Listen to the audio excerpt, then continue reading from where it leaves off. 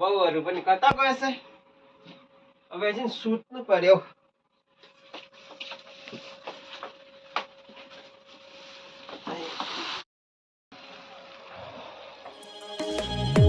झरना को चिसो पानी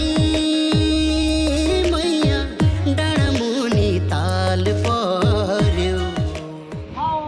पानी पर्नु आँट्यो खै छैन त यो नङ्गे कता थाहा हौ यो जुत्ताहरू सबै फिचिसकेछ